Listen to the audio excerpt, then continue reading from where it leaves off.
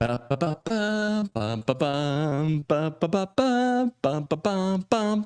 joke. We today have the closest thing to a real life Indiana Jones on the show. Welcome to Three Sages and a Time Machine, episode number 2, with incredible guests and unbelievable stories where we shed a light into the mystery of our own history that somehow through the cracks of this incredible wall of silence shines through us and gives us clues about our past and maybe about our future. Welcome to this exploration of a different kind, and welcome to the COACHMC studio. This is the place where we'll help you actors, performers, entertainers, creative minds to really shape unique behavior deliveries, to get new stories into your system and to stand out in the audition room, no matter where the audition takes place, no matter what you're auditioning for, because in the end, it's about communicating your ideas in a remarkable way. And stories like the one that we have today, that we will proudly present, these are the stories that shape our collective consciousness, our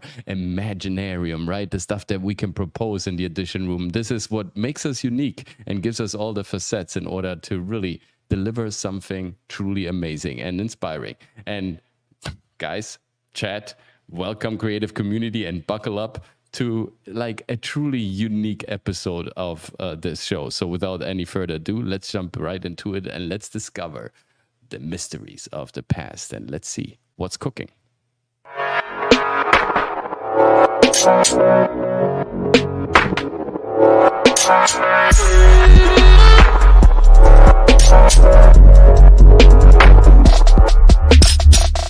I can't even start.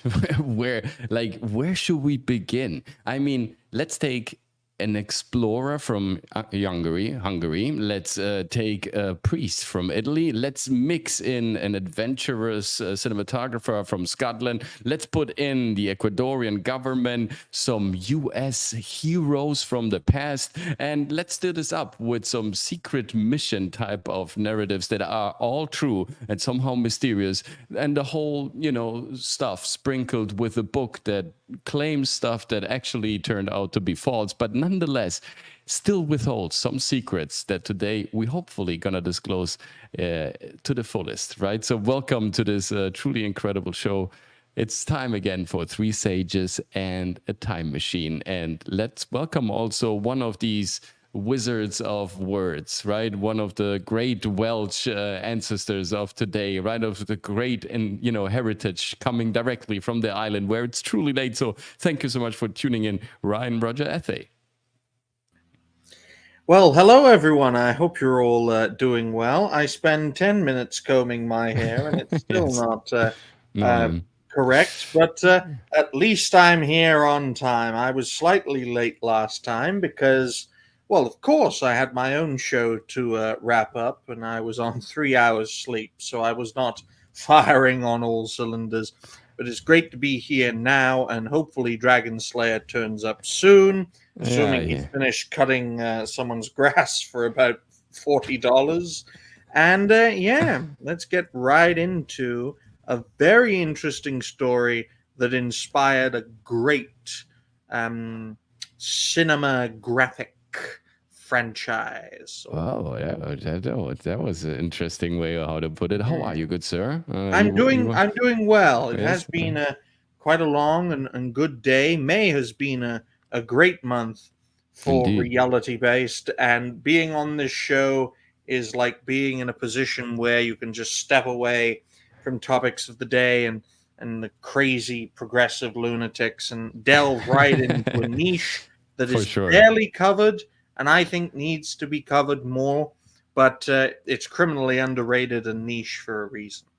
Yes, for sure. I mean, looking at the Saturday Night panel and also at the other great, of course, other creators that every day grind out, videos about the topics that interest us a lot and that we also, cover every Saturday night. I thought, how can I position myself? Because I'm not a great ranter per se. I'm not a person who can, bust other people's content because, I love to kind of exhaust myself once a week and kind of, let off some steam. But otherwise, I always try to be somehow useful, right? To serve, to kind of give purpose to the content. Not that the other content that Hypnotic and the other Trays and all the other folks are creating is not purposeful. Of course it is, because we're fighting a good war. I truly believe in that. But I'm coming from a different standpoint. I like to shed some light on different stories. And, the people that come over here definitely also kind of want to dive into a little bit of diversified, topic arrangement. You penetrate the next level, Coach, because there are many levels of awakening, and I think what Hypno does, what Atreus does, Will, Woods, and to a lesser extent myself, we inspire fine folks and fellow creators to penetrate the first level of awakening. But there are many levels, and I think in your case, you're very good at awakening those who are able and willing, because it can be very difficult to be awakened in more than one way. It isn't easy, folks. Sure. It isn't easy, but nothing good ever comes easy. Unfortunately, Dragon is not here, but thankfully he's not queer. Now we should steer to the next topic. Yes, he's on the trace time for sure. Welcome, John. Welcome, Vincinger. Welcome to the chat. It's great you guys are, present today. So let's dive into today's topic. Truly fascinating stuff. And I promise you the real life Indiana Jones, right? And we want to get there.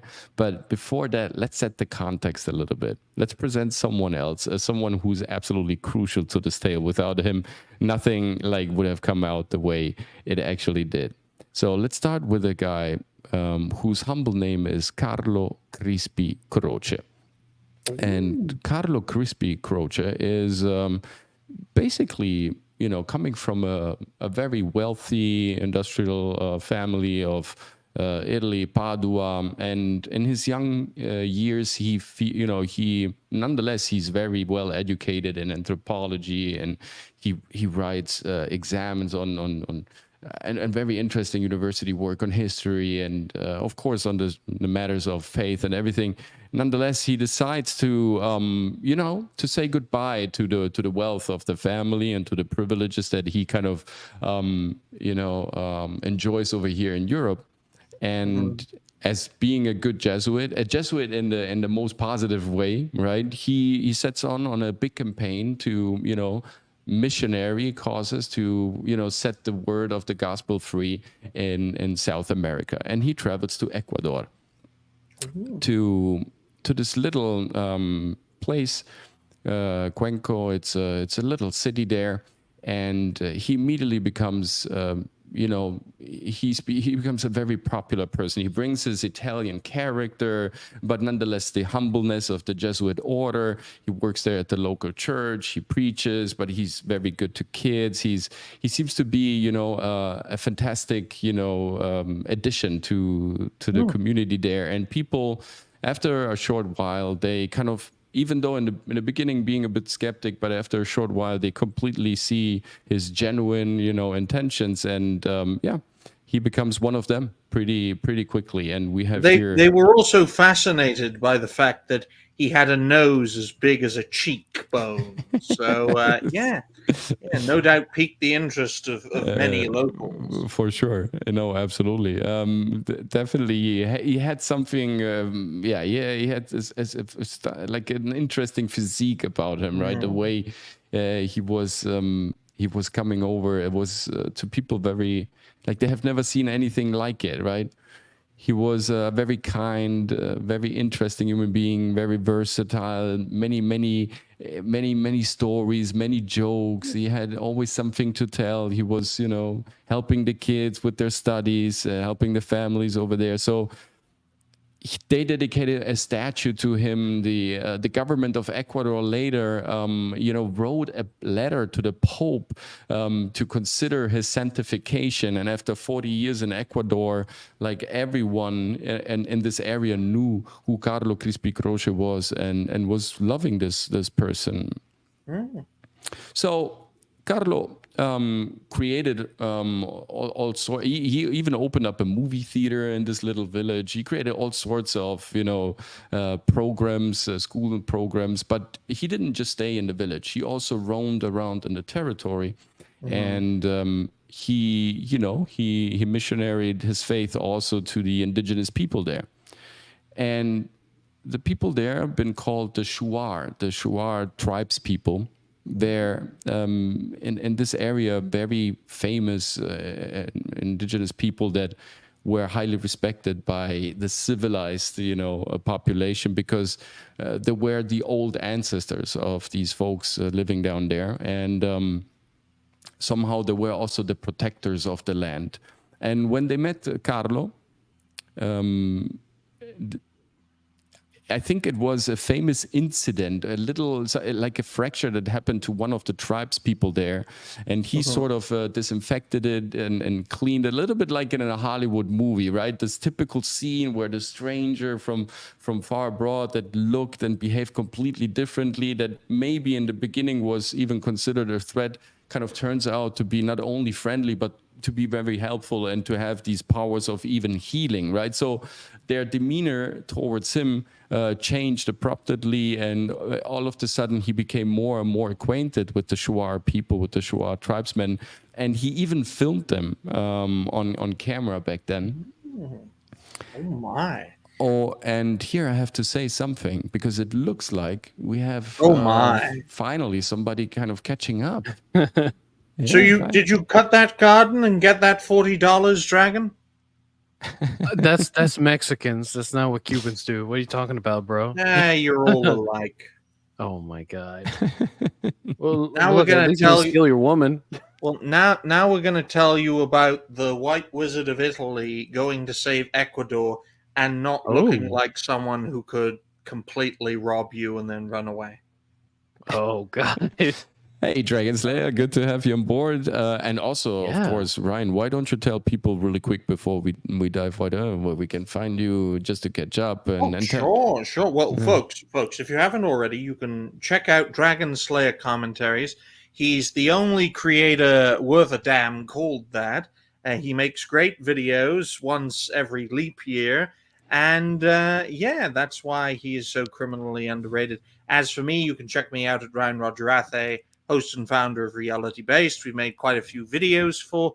Today I was on Will of the Fans' channel, and it's always a pleasure to be here, Coach, as we delve into the niches of history from parts of the world that no Westerner with an IQ of under 85 would give a damn about. Well, there we go. There we go. Okay. Absolutely. Let's do it. That's literally a nicer way of saying Atreus wouldn't be able to watch 5 minutes of this. That's probably true. Oh, no, it's good to have you here. So, you guys. Yes, good to have you, man. Are you good, man? Oh, I'm doing super well. I was just slightly delayed, but I am here. So that's all I want. I always love these streams. So thank you so ready. much, man. Yeah, me too, man. I'm looking forward to this. This is really nice, like a nice change of pace to hang out with you guys and being a nerd myself and kind of unpacking all the stuff that is in here and finally getting it out, so I don't have to dream about it anymore. And today we have what I just told the chat and the community out there. We have a very, very, very interesting story. And Binsinger, Alan Quatermain, there was definitely stuff that they picked from similar to Star Wars, right? George Lucas, all these people, Zemeckis, Spielberg, they were all in the same creative hive, right? And they definitely picked also, elements from other stories. But in a moment, we will get to the person that is a little bit the protagonist, one of the unknown protagonists of history in modern archaeology, by the way, one of the unsung heroes that somehow remains also a very evasive, elusive, and kind of fugitive figure in history, because there's very much, there's not much known about this person. And even Wikipedia is quite mysterious about this fact, but he will come up in a minute, and then you will see what the direct link to Indiana Jones actually is. Well, don't keep me in suspense. Let's do it. Yeah, right. So I was telling about Carlo Crispy Croce. We take it from there. In the 20s, in the late 20s, he comes out of this, Father Carlos Crispy. Okay. Yes. Oh, yes. And in a way, this kind of also links, because everything is connected, like that girl Casey likes to say. It's also connected to our O part, right? episode and stuff that we kind of touched upon there. It's all connected, of course. And we're also going into the subterranean world like we did last time, because there's still so much to discover down there. You can't even start to imagine. So, oh, thank you so much. It's like I like this thought that we're like a hidden library, right? Made out of these stories, of these connections, and these commentaries. People with IQs above 130 would love this show. People with IQs of under 85 wouldn't touch this show. Thank you. No, we just, we gave them a reason to stay away. No, okay, I feel offended. I don't come over. No, but seriously, this show definitely does something for you, for your cerebral attic, right? It kind of dusts off a little bit. So Carlo Crispi Croce, Jesuit priest by vocation, because he hears, and the calling. So he leaves his very wealthy and influential family in Italy behind. He gets on a ship, and as a good Jesuit priest, he comes over to South America to preach the gospel. And in Cuenca, this little village in Ecuador, he becomes a pretty popular resident in a short amount of time, and he starts kind of spreading out into the territory and kind of exploring the Amazon jungle and the indigenous people there to kind of see their version of God. This happens around the 40s and the 50s. And he comes in contact with this tribe that is called the Shuar. And it's already a very interesting name. And the Shuar, you see them here, they are the keepers of the secrets of the old gods. They themselves see as being appointed by the eternal gods that lived in the underground to kind of protect their secrets and the lore. And this is in the southeastern region, like you see here, the territory that is also respected still, like largely respected by Ecuadorian government, because they are so, instrumental, fundamental for the culture in Ecuador, and also because of the territory they're in. This jungle there is really dense, and so basically they have their own land that they kind of, where they can roam free and have pretty much control over that place.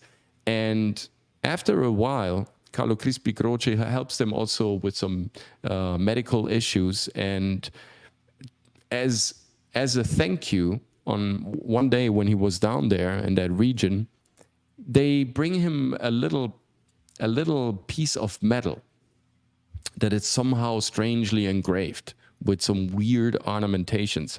Now, Carlo Crispi Croce, having also studied anthropology, being history savvy, being also someone who already kind of had cameras with him, recording material, so very interested also in research and exploration, kind of felt that there was something odd about these engravings on these metal plates. And he was just, very, very happy about receiving such a gift, because he could see that it was important to these people. And he brought some of these gifts that he received, because he was always traveling. He brought them back to his village. And over time, these indigenous Shuar people, they really bonded with Carlo Crispi Croce. There are sayings about rituals and prayers that they did. They became sort of his second community. And they started loving him so much that they always brought him gifts when he was coming to visit them. And all of a sudden, he received not only, these metal plates, but also pottery and, again, strange stones and weird-looking artifacts. And one day, he literally receives this gold page, this huge gold page that looks like ripped off of a huge metal book that has these strange cuneiform type of engravings that kind of look a little bit, that give you the idea of Sumerian language even. And from that day on, the story about the southeastern Amazon border of Ecuador changed forever. And what started from that day on is simply one of the most unbelievable stories of history that we have, and archaeology at the same time.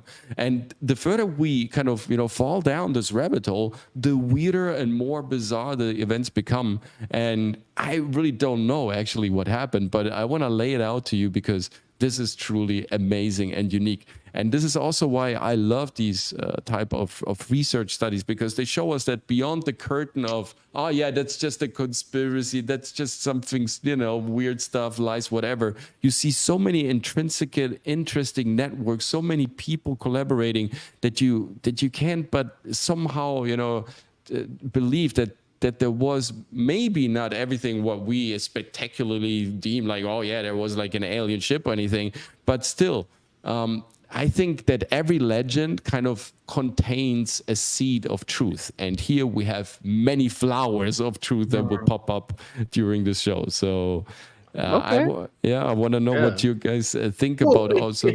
It's all new to me, Coach, so the more the merrier in regards to this subject. It'd be very interesting to get Dragon Slayer's perspective on Reverend Crispy. That's what I'm going to call him. It's either that or General Jew, because he has a massive nose. But still, Dragon, what can you tell me about Mr. Crispy? Sure. No, he was as sure as Coach has said already, he was a Jesuit monk, if I'm correct. Okay, and besides being well known throughout the community at the time for just being a very kind, loving person and just an all-round good egg, as we would call it, these kinds of tablets that were being given to him in terms of gifts, he also received a lot of statue idols. Yes, some of them were confirmed to be, fake or handmade by the natives when they felt like they couldn't give him any more gifts because like some things they just couldn't give him. They even made it very clear that in terms of Father Crespi, he kept a very large collection library where he would just compile all the stuff that was gifted to him, whether it was genuine or fake. He didn't care. Yeah. For him, it was sort of a gift, right? He kind of received it, and he was truly happy that these people crafted these things for him, right? And the crazy thing is, so at a certain point, because of the tablets, he attracted the attention of a very renowned person these days, but at the time, a very young alternative scholars call him that way, Eric von Daniken. Okay, if you ever seen the show Ancient Aliens on History Channel, I know it's kind of quirky, but Eric von Daniken is the one that wrote the famous book Chariot of the Gods, where he basically started the theory back in the late 60s that the so-called gods that were shown in mythology were actually aliens, and he devoted a lot of his life researching that subject and a lot of ancient relics and artifacts, and to see the connections that were embedded with that, to see if there was any at all. And when he heard rumors about Father Crespi getting a hold of these ancient cuneiform looking tablets that were very similar to Sumerian tablets in terms of the formatting and hand style, but they were made in gold, that would draw anyone's attention, because the only cuneiform tablets of that kind, that format, that people had ever found up to this day are all made of clay. So, and to find one of gold, that would have taken a lot of time and effort, and it would have taken some like highly sophisticated tools in order to even do that. So of course he was interested, and Father Crespi showed him these tablets. Of course, he took pictures. See here, and this is right. Yeah, this kind of tablet. He talked with him about everything that the natives told him, and he got so interested that he eventually got in touch with, oh my God, what's the name of this guy? What do I forget the name? Okay, Juan Moritz. There we go. Yes. He got in touch with Juan Moritz, who basically was just as fascinated about it because he heard of the fact that Father Crespi mentioned that these natives would tell him constantly that all these gifts they were giving him, they were getting them out of a sacred cave, if you will, where a lot of these items and a great metal library was stored, right?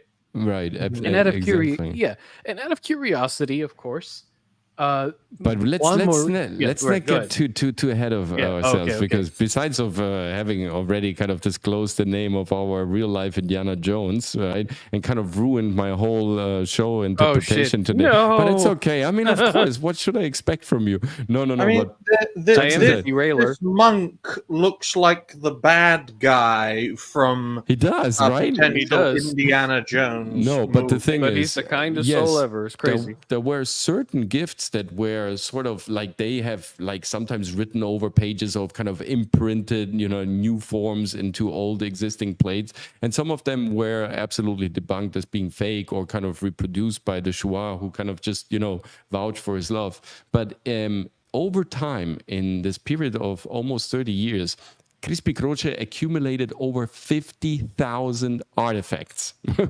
50,000 pieces that the Shuar, brought him up. And over time, that became such an extensive collection that kind of, like I said, in Ecuador, everybody was getting, was noticing this. And he was basically storing that stuff, in this little village in the courtyard.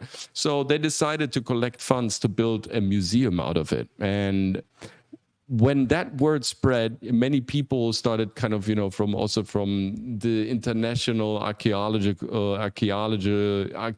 jet set started kind of traveling down to Ecuador to see what this, kind of strange, weird, bizarre behaving Italian Jesuit monk had in store.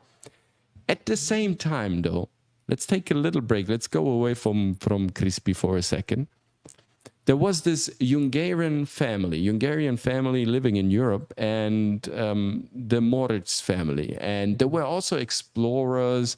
You have to understand, in the 20th century, in the beginning, there was this huge wave of rich people, wealthy people, basically from Western, but also from the Eastern part of the world, that were traveling to South and Latin America, right? Because they wanted to find gold, El Dorado, the Golden City, Petra, the city in the Amazon. There were links to Atlantis. So there were many expeditions. Also, the Rockefeller family, hugely invested into expeditions into the deep Amazon jungle. And, they always wanted to found, a new artifact. So there was this, it was a hype. It was a trend, like rich families, wealthy industrials, big companies, foundations, philosophical, anthropological institutes that were all rushing to South America, middle of the 20th century. So there was this wave of people kind of trying to find something there. And the Moorish family, they were in Argentina, in Bolivia, and also in Ecuador. And there were true explorers, and also, they were very, they were great communicators. They had this ability of communicating with people. And the family found out that they could actually communicate with indigenous tribes by speaking Hungarian. So they were speaking the Hungarian language in South America, mind you.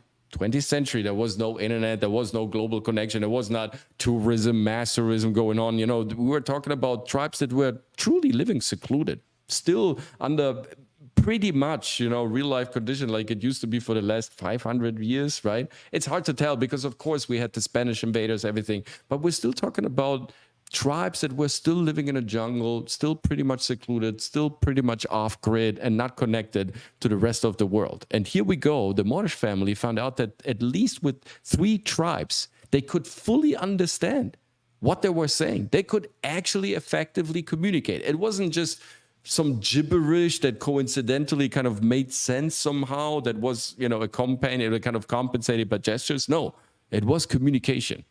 So Moorish was really fascinated by that.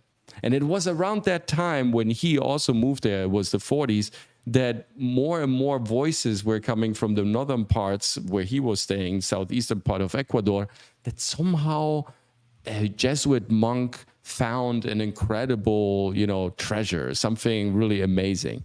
So he, being the adventurer that he was, kind of decided, to kind of see as well what Carlo Crispy Croce was doing. So we have this very, very weird and strange alignment in history where all sorts of different, sources, lands, very powerful entities, explorers, all sorts of interesting, people were all coming to one place looking for one man and for one treasure.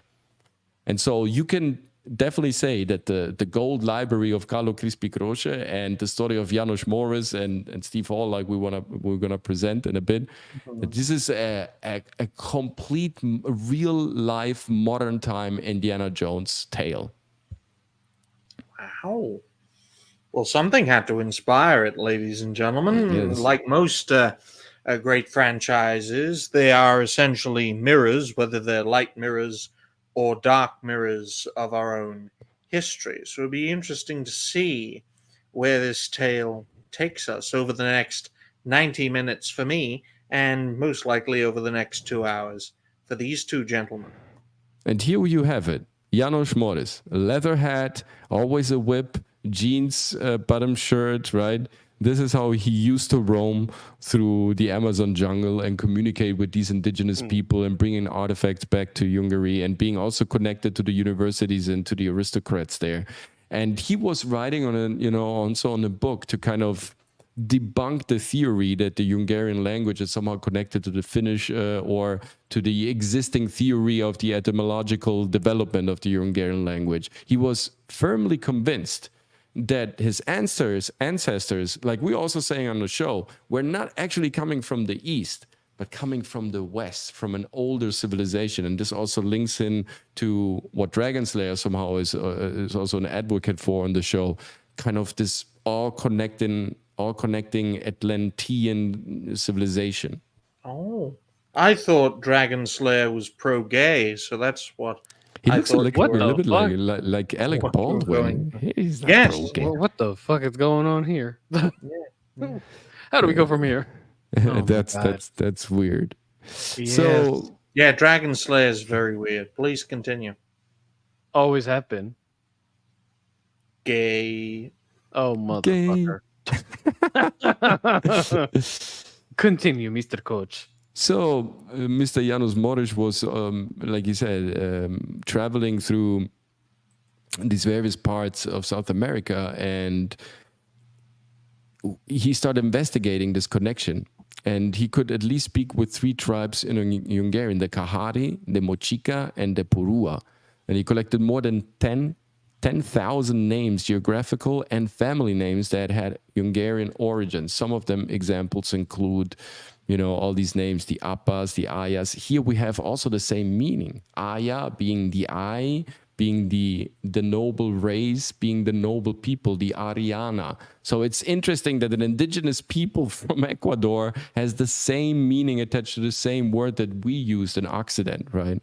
The Nap, the Nas, the Kite, the Cat, the Appa. It's very interesting. These words, they, and many others are connected and have the same root meaning.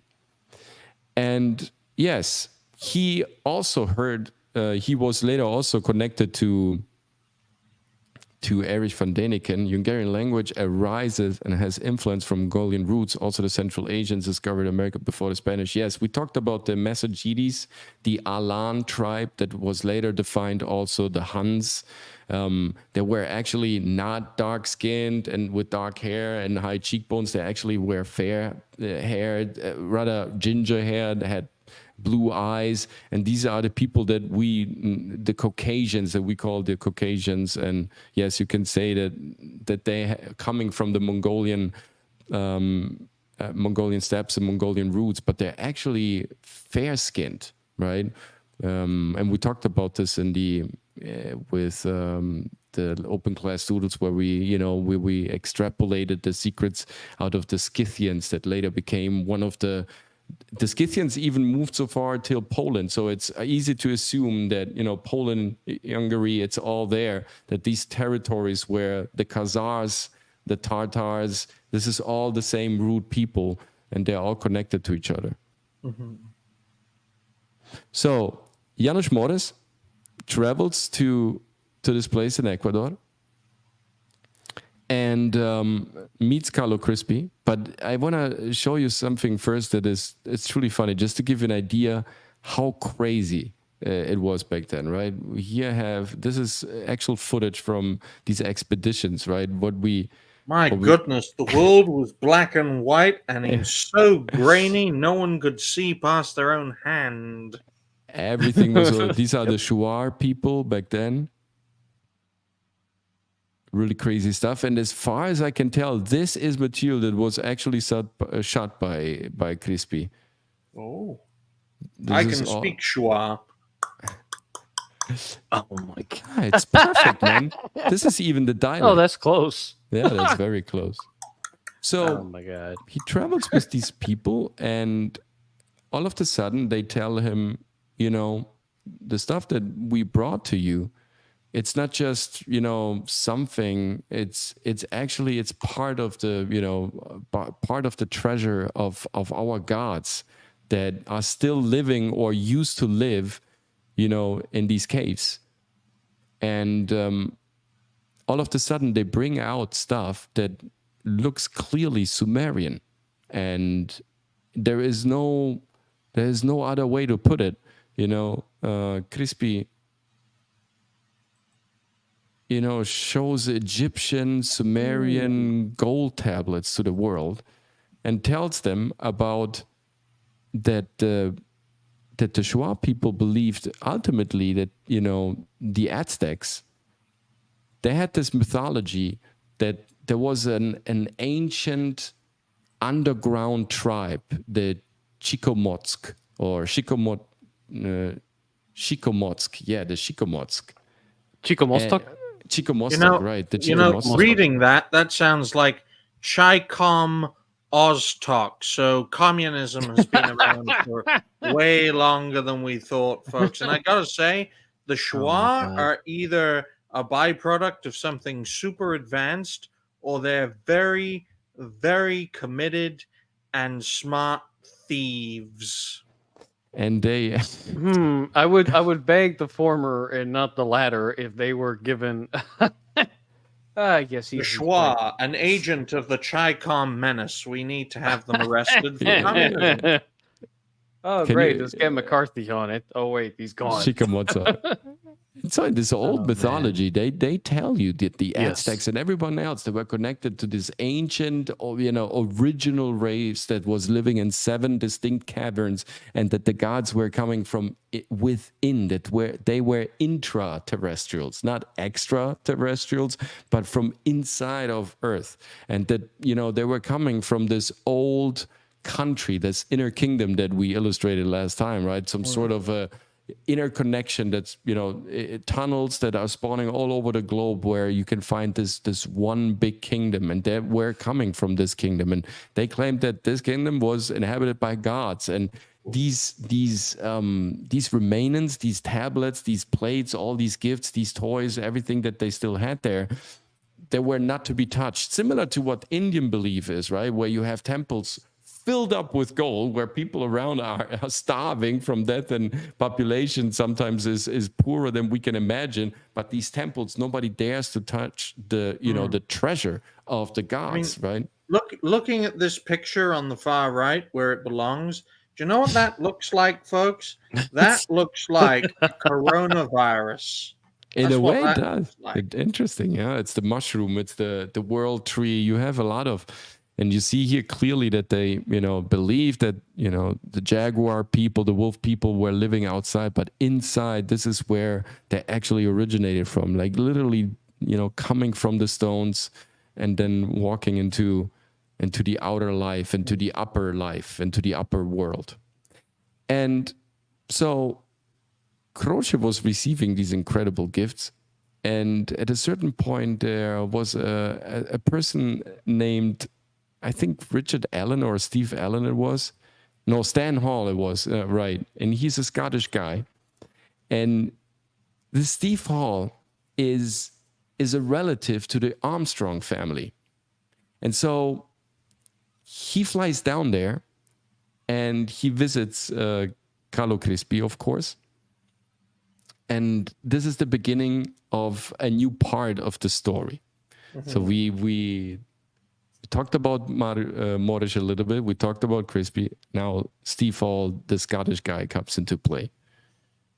So Steve Hall is how you would again, like this guy, this typical, yeah, like an adventurer, like someone who just asks questions, right? And he's totally fascinated by these findings, so he travels down there. And I'm trying to find the video that I kind of looked up for us today. It's truly fascinating stuff. Let me see here, maybe I can find it. And he goes to Carlo, and mind you, of course, all these 50,000 artifacts that Carlo Crispy-Croce collected over time, as you can imagine, part of it was confiscated by the Ecuadorian government. He actually sold it officially, and then they disappeared, basically, these artifacts. Then part was... 2 times there was a mysterious fire that broke out right in this little village, and so part of his collection just burned down to the ground. There have been several burglars that took away some of the pieces, and over time, of course, the huge treasure is like the old man in the sea, right? The huge swordfish got eaten and Oh, yeah. away by the sharks. Oh, okay. I'm trying to find it here. Just give me Well, a second that's here. fine. Maybe you want to chip Take it. the time you need, Coach. But if you are interested in all things fantastical and whimsical, check out the masterclass sessions that Coach does, and you too can bamboozle someone to death in the audition room. By bamboozle, mean bamboozle them in amazement. In Don't amazement, forget. hopefully. Yeah. Hopefully not in disbelief that leads to confusion. Hopefully not that. Please don't try to get No, that. no, That would please be not. very bad. Okay. Confusion is bad. No, we don't want admiration and desire to hire you. Yes, that's definitely what you want. Well, in Right? a desire to entertain, folks, I'm going to dress up as Mr. Crispy right here. Oh my god. that. You look a little bit like him. I He's have got to the say. damn mold. There you go. He doesn't look There like you the go. younger one. Hello, I'm Mr. Crispy. I Oh don't my want to eat your children. You look more like Penguin. You do look a bit like him. What the hell? What the hell is going on with the show today? I knew it. It is going to Oh be great. my god, what the hell's going on? Hey, I So- should probably Jesus. shave my hair, beard, and eyebrows, and then I can wear a full face model, and then you can't tell it's me. So Then I take it off, and then you're all fucking terrified that I have no hair.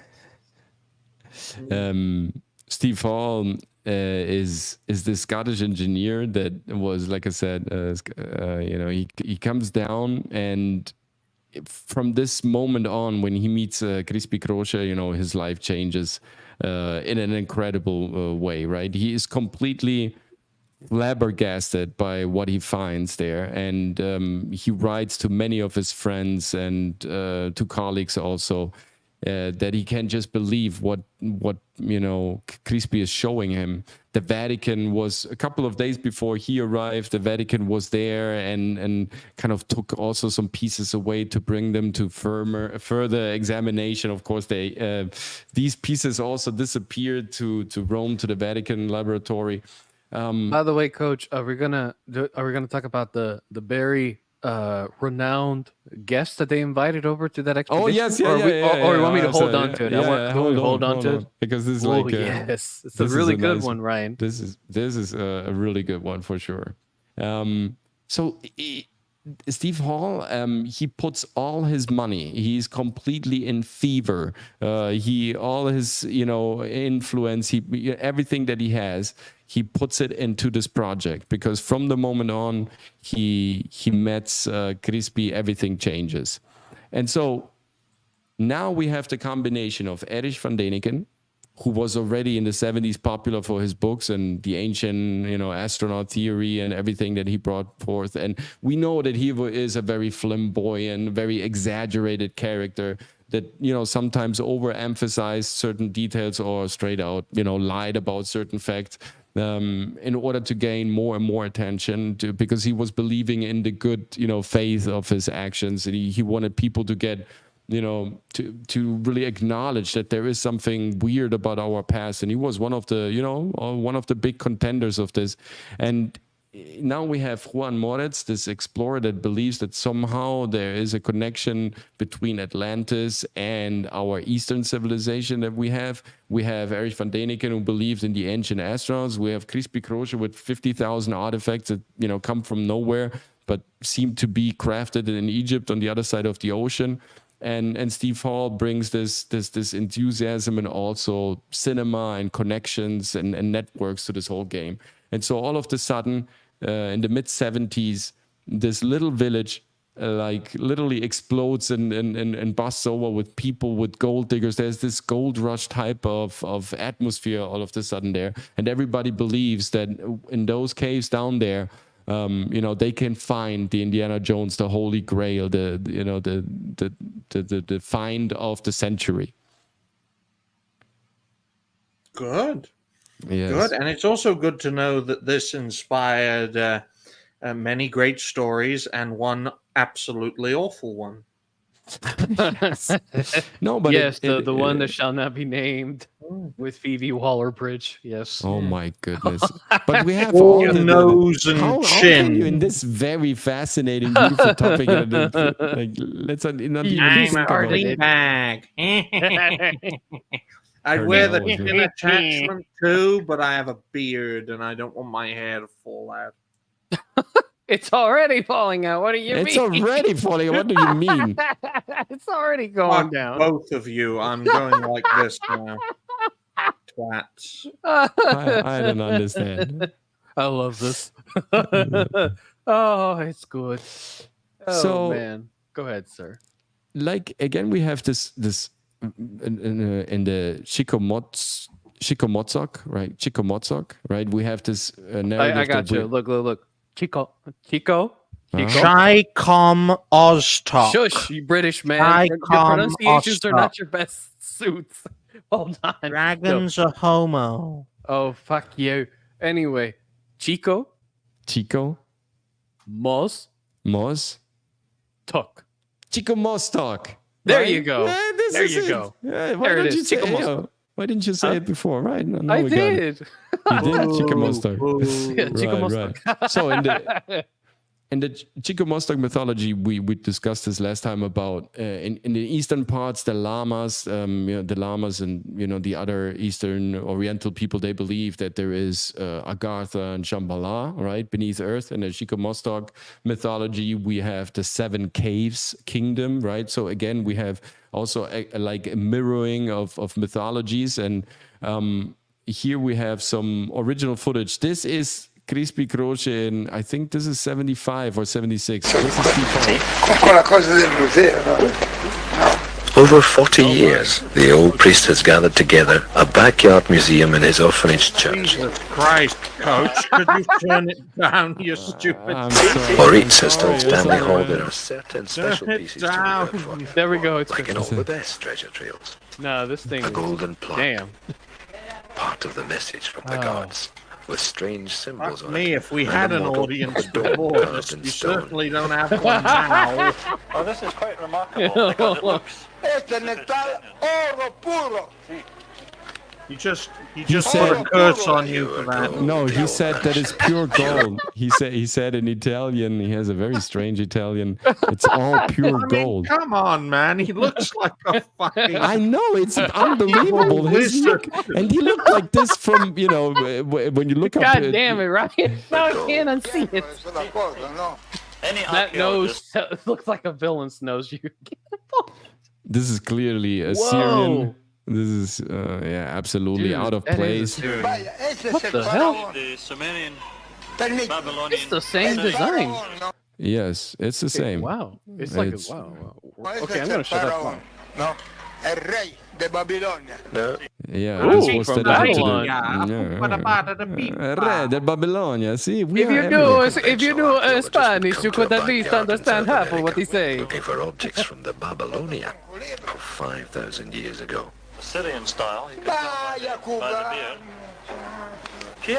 Quiero la placa metálica. Esta è la placca. Otra placa. No. He said, "I want the metallic flag," and he yelled at it and said, "That's the metal flag." He said, "No, I want the other one." In the center. That placa. We're sorry, John. Here of it. For Stanley Hall, this is the big moment. The white wizard covered Here. in black. And in the caves of Los Tayos, his faith He's the in true Moritz will Radagast. be put to the test. No. It's as if He's complete- Gandalf. Cristóbal Colón había He's dicho like a gambler in melded with Vegas. He's like a Sauron. gambler in Vegas. When Steve Hall Yeah. came into this, into this, what was left of the, once huge treasure that, Crespi accumulated there. There's also, I spare you the details. There are some crime stories around this little village and what happened with some of the pieces where it's clearly there are some stories about people that showed up, asked strange questions. They looked differently. Everybody said they were military. The men in black showed up there. There is this tale about. Actually, two tales about distinct men like in black suits in the middle of the Ecuadorian jungle kind of showing up in this little village asking for Crispy and kind of taking away some of his stuff. After they showed up, there was this first huge fire. After another government people showed up, there was the second fire. So there were a lot of synchronicities with strange people showing up out of nowhere and kind of cataclysms and strange incidents happening to the collection. There was even an attempt of murdering him. It's incredible. What happened to Crispy is absolutely flabbergasting. And it's only to the love that the Ecuadorian government had for this guy and ultimately his village that protected him. Otherwise, this guy would have, being silenced forever. And he was still, the fire bundle throughout the ages and, the decades of keeping the story alive. Without him, everything would have vanished. I'm 100% sure. Well, when you think about it, Coach, and great to get Dragon's perspective as well. From the native perspective and from the Ecuadorian perspective, when they think a kind, gracious man from the other side of the world, they think of this man who legitimately looks like an evil wizard. So when they see normal Europeans, they naturally assume they are evil, demonic people because they don't look like evil wizards by our perspective. Actually, the opposite. They would think they look very they know, most of these tribes know the difference between Yes, an odd looking human and the so-called The man has massive ears and a gigantic nose. I know, but he's a walking stereotype. When I My saw God, the I've never pictures for seen the first somebody time, obsessed with the damn fucking nose. he is right. He's always No. maybe. Are you hiding something from us, Ryan? Do you Look, wanna- Ryan, if you're jealous of big Mediterranean noses, big, just say it, okay? dun, dun, dun, dun, dun, dun, dun, dun, dun, dun, Not dun. again. He pulled out the Yes, fucking. this is my tablet. It will cost you 10 billion shekels. Why do you sound like Gargamel? Yeah, you sound like Gargamel. Oh, Let me mess up my hair real quick. Let me mess up my hair. You're not bald enough to pretend to be Gargamel. Welcome to my collection. 50 million shekels. God. Oh Lord, what has this stream turned into?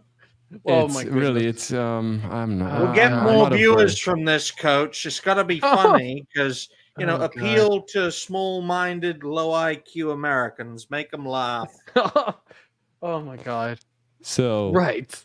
now this international mystery, the plot thickens even more. So what happens here is that let's get back to Morish, to our Indiana Jones, right? So Morish is down there, and there's already newspaper, 1966, El Telegrafe, they published this article which said that the discoveries of Morish proved that the separated brothers of the Ecuadorians are actually the Hungarians. And we have here from 1969, there's a proof picture where you see this cave entrance that looks heavily worked, right? This is an incredible boulder here. And Puerta de entrada tipo Sumero Edgy I pelo. can read. I can. Yeah, translate that if would you be want. great. Yeah. No, Yeah, I can translate. Don't worry. Oh, La puerta No. di aquada tipo Please somero don't. e Please don't butcher my s- language. Don't Goddamn. slaughter his You- language. Have some dignity, respect in that body of yours that is already so fragile. Just keep that little bit of humility in there. I know it's hard. I know. Just try to keep it in there. No, to it hear- says. Oh my god, it says here. It says here, and basically they're talking about the fact that the expedition encountered a an entrance door with a similar style to basically Sumero Egyptian architecture. They especially, sorry, you got to scroll down because like I couldn't read. Oh, the I'm sorry. rest. I'm sorry. Well, I'm what- so You're fine. dumb. Dragon, I'm so why don't fascinated you- about the stones. Yeah, no, it's Dragon, fine. why don't you do us a favor and actually translate it unless you're Okay. not really Maybe this is panicked? just I his mean- way of getting I to mean, the it's ladies, fine. telling everybody he's a Latino. He's just from North Carolina. He just doesn't admit it. And that's No, his, it said no. It's a No, it game. says here. Oh, I'm a Cuban. No, it says here.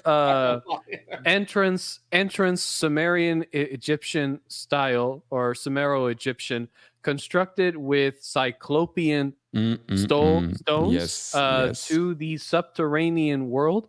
The photo was captured 80 meters deep down the earth, where it's observed one of the expedition members, or where the some of the expedition members are shown. Yes, we I have can here- actually read it. I'm just like Wow. I was trying to make it. I was trying to paraphrase. Okay, Thank you, but City all right. Libraries, for giving out 4 free courses for the North Carolinians that want to seem and sound like a real God Cuban. damn you know, it. So you Hey, finally I get can slated. speak Yellow Spanish too. I No, tried but it- to, but you guys interrupted me. Anybody can say the words phonetically. Understanding is a different story, sir. So we have the same cyclopean wall building. We have the same type of layout and architecture. This is, of course, just the the last part of the entrance. This portal goes deep down into the soil. They just excavated the upper part because probably it was all overgrown. And look at this massive structure already. Look at these stones. Look at these boulders there. This is pretty incredible, right? And so they went down there, Mr. Morish, and some claim that that something happened there because, and this is really crazy. So you have to understand that the Hungarians, they were part of the Habsburg Empire.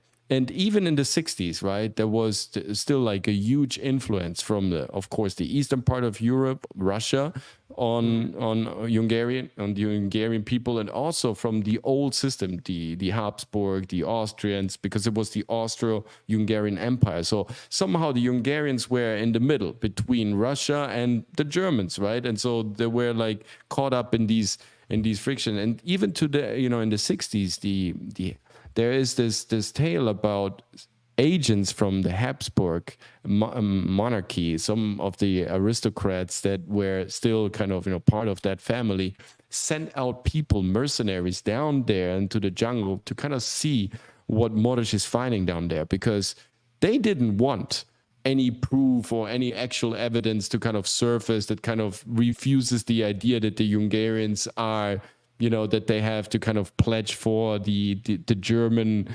Habsburgers, right? They don't want that there is some actual historical proof that they're maybe coming from another aristocratic family and that they can detach themselves, out of the status quo. And that kind of led to the sending of secret agents that went into Ecuador to kind of look and explore and see what they were actually finding there. So again, this kind of looks to me like a perfect Indiana Jones movie. We have the German, Hungarian, and Austrian Empire kind of looking into the jungle, a wild explorer with Argentinian roots that claims Hungarians are actually coming from Ecuador, a Jesuit monk that seems to look like Gandalf, just the evil version of it, and this explorer that is linked to someone that we now will introduce, because Steve Hall, the guy that we just have seen in the video, like I said, he was a relative through his mother, I believe, to the Armstrong family, to the guy who actually, walked allegedly on the moon. Oh, he's a great actor. I mean, when they Yeah, filmed great that, actor. Yeah, I mean, when he's lying at the press conference, he isn't that much of a good actor because it's pretty obvious that he's lying. We can break that press conference down if you want one day. but don't tell that to Buzz Aldrin, otherwise he'll punch you. Okay. But yes, I know. But 7 years after he allegedly landed on the moon, Lord and behold, Steve Hall kind of manages to pull off the stunt and brings to Ecuador Mr. Neil Armstrong to be the honorary president of this Taos Cave expedition that should last for 30 consecutive days with Neil Armstrong. Now, you tell me if this is not some sort of a very strange occurring. So we have pretty much everything coming together in this little village, right? Of course, this is just, oh no, it's just some sort of a very strange conspiracy theory. Yeah, these artifacts are just fabricated. Everything is just a forgery. Yeah, nothing of all that is true. But nonetheless, you see here government officials from Ecuador, from the United States. This is a British sir. And then we have Neil Armstrong, one of the superheroes of the United States, and they're all in this little place going down for 30 days straight into a cavern system that is unexplored, and there is nothing to worry about. Everything is fine. It's like that meme, right? Everything is on fire, and it's not. No, it's fine. Everything is fine. Just go ahead. Nothing to see here, folks. One small step for man, one giant leap into the ground. Yes, I felt compelled to actually say it properly. Thank you. Well, maybe for our Spanish viewers, Dragon, you could type that in Spanish to prove you are Spanish. ¿Cómo quiere que te lo pruebe? Si puedo hablar español ahora mismo. I said Te type jodiste, it, carajo. don't say it, you fucking twat. No, Si yo lo puedo decir, eso significa que yo sé escribirlo, cabrón. Oh, go Right, fuck what? the garden somewhere. No, There's he- one Spanish word I know. Puta, puta, puta, puta, puta. You're a puta. Ay, carajo. That's funny. All right. So Oh, man. Steve Hall met our Indiana Jones Janusz Moritz, of course, Moritz before, because he was also linked to Erich van Däniken. And we have to say one thing. Erich van Däniken in his book, Gold of the Gods, where he picks up on the Taos Caves. And I think the reason why the Taos Caves for such a long time have been neglected by legacy research institutions is because he flat out lied, right, about being part of the expedition and actually having seen the treasure, which he never did. And Janusz kind of, disconnected himself from him, and he officially claimed, that the claims that he said that the claims that Erich van Däniken is making in the books are actually false, right? So he kind of wants to clean up his reputation, but of course, by doing so, he ruins the complete. I got some interesting evidence to give you. This is Sure. actually from Erich von Däniken himself. Right. So it turns out they did an interview with him sometime later. And Right. in actuality, it seems that Armstrong's statements were spun by the media in a negative light to make Erich von Däniken, who at the time was known as a pariah to the archaeological community, to make him basically look stupid. But in real life, he has a letter written by Neil Armstrong to him that says, "No, yeah, man, I remember when we did the expedition and when we found those caves and Interesting. when we saw all of these things." And even von Däniken has pictures and logbooks of him getting across to a room where there was evidence of sort of a metal library. And so in actuality, I think what happened is, because this happened with a lot of the astronauts at that time, which is that they always saw things and took part in things that were considered to be way too out there for back in the day. And as a result, yeah, exactly. And unfortunately, yes, they would be chalked up to conspiracy back then. And as a result, a lot of them just barely talked about it. And if they said anything, the media's job at the time, they would spin it, because, and they weren't paid off by governments. Most of them they just flat out were led to believe such a thing could not exist. And Well, so I got they a book assumed. of conspiracies here called Unsolved Conspiracies. I bought Ooh. it for £4. I at the see it. I work. see you still got the sticker. Yes, I still have the sticker, and there are Take the plenty damn thing out. of conspiracies to God damn. talk about it in this book, from Tutankhamun being assassinated to the Pakistani. I can't say it properly. To the Pakistani? Pakistani intelligence service sheltering Osama bin Laden. I mean, Oh my god. this would be a good book to source if That's ever we did a wild show stuff that you got there. called Reality-Based Conspiracies. Oh goodness. Oh He my already getting goodness. more ideas. Yes, but I don't mind. Finally, he's kind of collaborating a little bit and not just leeching off like a parasite from our con. Finally, he's bringing something. I'm joking, my goodness. good man. I love you here. It's Did fantastic. NASA fake the moon landing? I just read it and then get views from it. More views than this show. So we have all sorts of remains and tablets and plates that Crispy allegedly received from the Shoah people, but whatever whatever Stanley Hall, Janusz Moritz, whatever Richard Wingate, Erich van Däniken, whatever they saw, they organized this gigantic expedition in 1976 with a guy that, after he has been on the moon, basically after, just besides a couple of public appearances and official appearances, he shied away from media. Armstrong famously, right? He stayed away from any type of bigger events. There were many institutions, many universities, many research programs kind of, basically, betting or just throwing money at him. Come over to our faculty, to our institution, be a speaker, be part of the research program. He turned down pretty much every job, but he said yes to the Taos caves. And he went down there for 30 days. Allegedly, they brought out just 4 boxes of stuff that was never be seen what was inside of there. And he released a press statement where he just stated Taos is up there with the moon. That's the only thing he said about this whole 30 days expedition.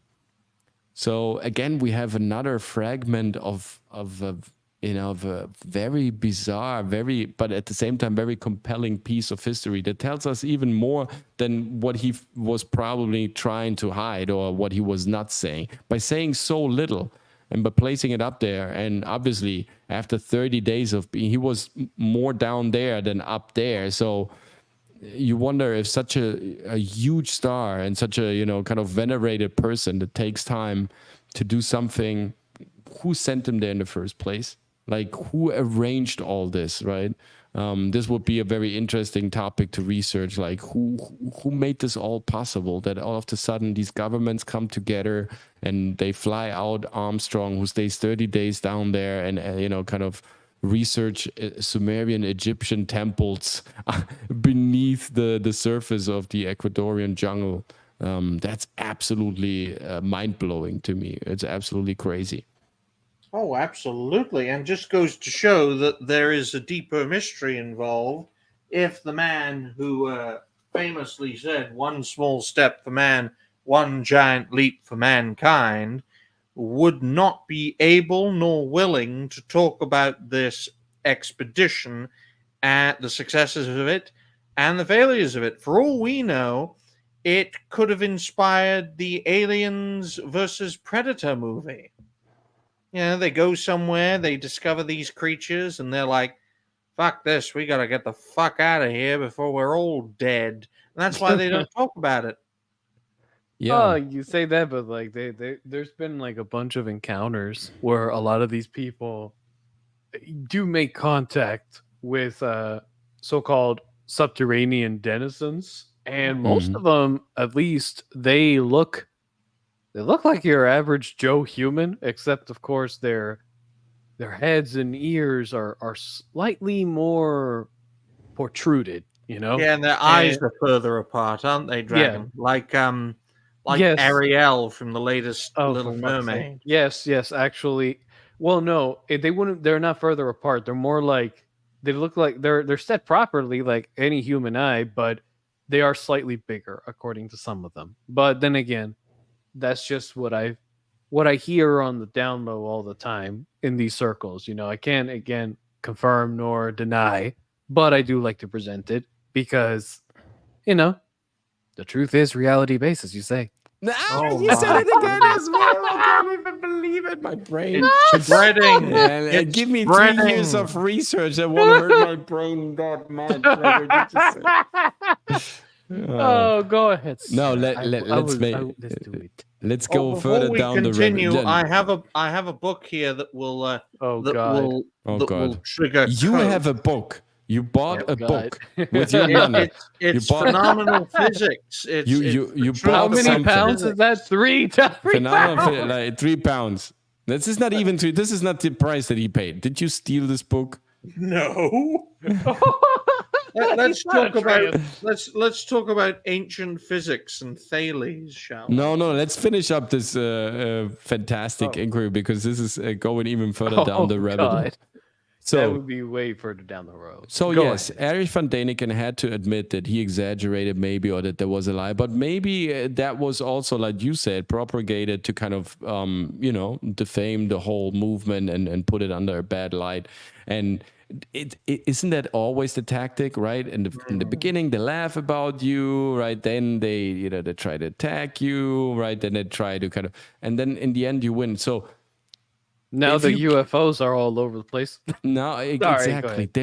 I think they bought Van Däniken later on by offering him Ancient Aliens and putting it onto Disney History Channel. This is, again, from one to the other, right? From one extreme to the other. Now he's stuffed with money and probably he's quiet and comfortable. He won't...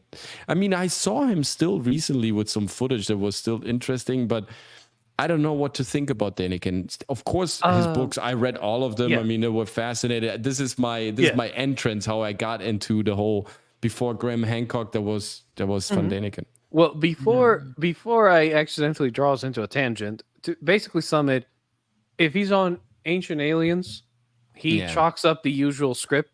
But if he is, say, on alternative platforms like the most popular one, Gaia, and they're just interviewing him, he's actually, you can see more of the real side of him, where he's true. not real, where he's not having to carefully choose his words. I guess he's playing along a little bit. He's getting the money and using it for. But yeah, you're right. I mean, all these types, like if I'm being honest, all these types, just like with anything human related, like we live in a world where we need money to live. So like, I don't blame him for trying to like make his living, And by the way, jump over to readytoperform.com and book a discovery session with me. And maybe we can find out we're a great match and you want to work on your portfolio, on your next dramatic monologue, on your self-tape audition, whatever it is. Let's make some money, right? Let's make some money. Smooth as butter, I see. Very good transition. Let's trigger Coach again with a big book of science.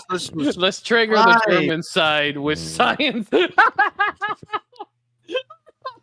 Did you know, folks, that the speed of light is Not real? again. No, And that get out. space is real, and that Uranus is a planet, and that is real. He's gonna kick you Don't always again. get triggered by these things. But look, a red triangle.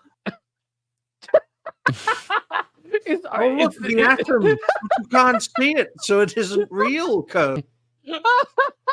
Is this like Ooh, you're triggered by a little atom. You're such a snowflake. Oh, wait, snowflakes. This is Three Sages in a Time Machine, guys. Every Tuesday, 6 p.m. Eastern Standard Time. Why don't you stop by? If we shed a light into the mysteries of our history. Okay, now we're coming to the grand finale. You remember, guys, when last time we talked about, the connection of Helena Blavatsky, Alexandra Saint-Eve, traveling to Agartha, the Hollow Earth, and also the occult circles in Munich, Subottendorf, the founder of the Deutsche Arbeiterpartei and the Thule organization, the Real Society, Maria Orsic and her mediums, right? And they were all, firm believers that there was somehow like this inner kingdom. Now, one of the fascinating ideas, narratives that Janos Moritz was also kind of investigating is that he was a Hungarian explorer that allegedly discovered part of the Golden Library, but he was also interested in the Thule Society in Germany. And this occult group, and he had possible connections to the Nazi pseudoscientific. Well, on Wikipedia, they call it pseudoscientific, of course, to kind of dismantle them or discredit them. But of course, they were very scientific in their organization. The Ahnenerbe. And Ahnenerbe, again, is a firm believer that there was this continent, Lemuria, and that the ancient Hungarians, part of this, when we say Magyars, in Germany, we say wizards, and the Magoi in Persian is the Magi, that's the wizard. The 3 kings that visited Jesus Christ were called the Magois, the magicians. And so there is this race that somehow kind of, we talked about the Mithrin, the Phrygian had, and these people that are connected to this belief system. And somehow we find this narrative echoing in this story as well, which to me was very fascinating to discover. Now, where did Moritz actually knew from the cave? Because Crispy never has been personally, physically there. He was receiving the gifts from the Shuars, but he claims he was never actually there himself. Moritz, our Indiana Jones, he got tipped off by a guy that is called Jaramillo. Is that the real pronunciation? Captain Petronio Jaramillo Abarca.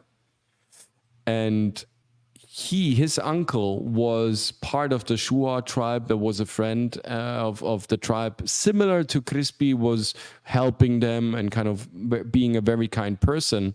And so in order to kind of repay him for his, being... for the gratitude and everything that it wanted to show, they asked him, what can we do for you? And they said, hey, why don't you lead Jaramillo down there and show him the Golden Library? And back then, Jaramillo was 17 years old. And what he describes is pretty much incredible, right? He states that the caves had a large number of carved stone animals and a large crystal coffin that stores a 9-foot tall golden human skeleton. Jaramillo describes the Golden Library as shelves made of yellow metal that had hundreds of huge books made of golden metal. The books resembled geometry books, according to him. The description of the Golden Library differs from each account. Jaramillo would later describe the Golden Library as having Magyar writings. Jaramillo's wife states that she never believed her husband. She says, I knew it wasn't true. It isn't true. He grew up as a child with the Shuar. So it's interesting how here we have also the Mormon expedition coming in, and the good Adam Smith. A group of Mormons came to believe that the metal plates that Moritz claimed were in the cave were the same golden plates described in the book of the prophet Joseph Smith. Not Adam, that was, of course, capitalism. Joseph Smith. The Mormons requested Moritz's guidance in the expedition, but he never took the Mormons to the supposed Golden Library. According to Ariel Jesperson, one of the people in the Mormon expedition, Moritz didn't know what he was doing. It seemed that this was the first trip Moritz took to the area. Jesperson reiterates his claim years later, believing that Moritz had never been to the caves and had never seen the supposed Golden Library. Now, there is this other narrative from the people who actually went down there. They told their relatives to say that they don't believe what they are saying, to discredit them, because they wanted to protect the entrance. And when Moritz was basically kicked out of that Neil Armstrong expedition because he wanted to be the tour leader, because he believed to be the actual guy that was in charge of the pack. But Steve Hall, being now kind of, buying into Crespi's favor, being now the new guy on the scene, he wanted, as a team project manager that he was, and also as a civil engineer, he wanted to lead the whole organization. And since there were, different, governments working together with Steve Hall, I think behind the scenes, what they believed that Moritz and his affiliation to, Nazi Germany, to the cult circles of Ahnenerbe, the Thule Society in Munich, they simply didn't, they felt like a little bit embarrassed of traveling with someone that was somehow associated with the right wing and the right spectrum of politics, and also to the Nazis. And so they kind of, they fought. It is allegedly said that they fought, but I believe that that Moritz kind of disconnected from Hall, because he saw where this whole expedition, the whole propaganda, now we have Armstrong, now we have the US government, where this was going, and they were, claiming the merits. And so I believe that Jaramillo, or in my conclusion to this, it seems like Jaramillo and Moritz, they knew where the cave were. They knew exactly where the alleged Golden Library actually is stored, but they told them a wrong entrance on purpose. Because first of all, they were angry of not getting, of not being part of the expedition like they wanted. And second, I think they really venerated this place. They really believed that there was some sort of a spiritual connection there. They weren't just looking for the trophies, the money, the accolades, the fame, right, the big show and stuff like that. They were truly searching for answers. And they felt like Steve Hall was some sort of the usurper of this whole expedition, and he took things into his own matter, in his own way, in his own style, and was attracting a lot of limelight. And Moritz wasn't liking that. Also because he was a true explorer. And so they departed. They went both separate ways.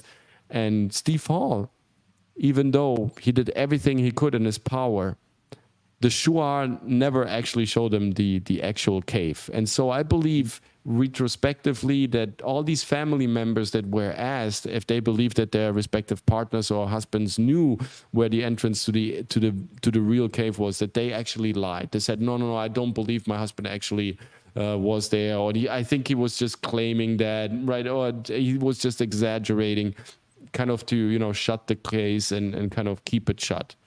What do you think, Dragon? Well, I mean, it's well, you want to say something first, Ryan? I know you seem. Well, no. I'll let you speak first, Dragon, and then I'll troll Coach with another book he may not like. God. Oh God. Okay. Well, in terms of that, I honestly can believe this being very plausible. Not because it's like some crazy conspiracy, but just take into account everything that's been said so far. The original guy, Juan Moritz, wanted to lead everything. He gets shipped out of it very abruptly and by force. At some point, you can tell they just brush him off. Right. Obviously, the local guy that knew the Shuar people was closely connected to Juan Moritz. They shut him out as well because, Steve Hall here is trying to make a big impression to representatives of, at least, correct me if I'm wrong, about 5 countries, right? Yes. So, he's trying to make it big, get the rep, be the one that makes a discovery so that he gets all the accolades. Because unfortunately, that is the one thorn that archaeology has stuck on his side all the time, which is that sometimes the obsession of the money that comes from the accolades in that academic community can lead to people making very stupid decisions that at the end of the day screw it up for everyone else, which is people that want to learn the truth. And as a result, it wouldn't surprise me if people decided, okay, we're just going to hide in plain sight. I'm going to say the truth, but then you're going to confuse them and make them doubt the truth by saying you don't believe me because you're my closest relative, right? It's a solid plan. I mean, look, it's for crying out loud. Like, also because everybody was saying pretty much the same thing. No. He was just right. And all of a sudden, too, it was very abrupt when they changed their stories and how they led them, too. Right. Because one thing I do want to mention is when it comes to the Shuar people as well, they're not like this dumb tribe, indigenous people. No, most absolutely. of these tribes guarding. I was about to dive into that. No, absolutely. But please go ahead. Sure. Most of these indigenous tribes that supposedly guard these ancient relics of great worth, the people that know about them, okay, are usually a limited few. Okay, usually the leader of the tribe and shamans, spiritual leaders, etc., and maybe a few assigned keepers. First off, Yes. and most likely they're the ones that know the secret entrance to the cave. On top of that, they were told from verbally. This is the actual. This is one of the entrances of the cave. This is one of the actual entrances. And these people were taught by their ancestors through verbal tradition. Yes. Be on the lookout for potential thieves or potential usurpers of the knowledge, because they believe that they were given a divine mandate or of some sort to guard these relics until the appropriate time came for them to be revealed to the world, to a world that was ready to understand and accept them, and not let greed overcome them, and suppress the knowledge. I'm very surprised that Israel hasn't taken a keen interest in a massive library of golden books. But speaking of books, ladies and gentlemen, oh my God. I thought of trolling Coach again, considering he pretends to be Sicilian but is in fact German. How about the Great British Book of British Cooking? There is no British cooking. There is no British cooking. Oh my God. Throwing stuff in a pot and kind of, boiling it with water until it dissolves and it loses all its, its substance, basically. It's not cooking. Even has that fresh book smell. But guys, God. How many pounds was that? 5? No, it was 4. God damn it, you and 3 and 4. I was in Sheffield once and I was cooking for this for these students, and guys, they hid my luggage on my day of the departure. They didn't want me to leave because I was cooking the whole time, and they said, please, we pay you, stay. They can't, over here in Great Britain, they can't cook. Please, we pay you, stay. And it's like, no, I have to go, I have a life. Don't you want deviled kidneys or eggy bread? That's all you can do. You take like organs and you stuff them with more organs and fat, and then you fry them or you boil them in water with some mint leaves. You guys, this is not cooking. Don't you want some game pie, Coach? This is really Don't you want Alyssa McCunty, who's on the game, and cut her up and make her into a pie? Have some game pie. Well, now we're on her hit list, Coach. Unfortunately. Finally, we're there. I'm really happy about it. I'm on her fucking hit list. You two ain't talented enough to take video clips from another creator, Will of the Fan, and turn them into videos to get you off the list. Similar to our Mithra episode, where we explored the underground facilities, the Mithraeums that were built during that epoch, where the initiates of the Mithra cult were kind of taking substances to elevate their state, their consciousness. Cocaine. It was mushrooms, okay? Mushrooms. Cocaine. It's Amanita muscaria. Mushrooms. Amanita muscaria. There was no cocaine back then. But if there was, I would be asking myself, what the fuck happened? What the fuck happened is here. And so they were retrieving in these caverns, taking these mushrooms and seeing and getting in contact with Mithra. So it was a very spiritual movement, the Mithra movement in itself, like we illustrated during our episodes. If you want to check it out, it's a really funny one. Ryan doesn't talk at all. It's just Dragon Slayer and me. He's just in the background. Don't worry. It's a really good episode. And How dare you? How dare you? That's very offensive. You know how late says the man who offends everyone. This is his job. You know how late this show is, Coach. I'm on Will's show. I make 5 to 6 videos on a Tuesday.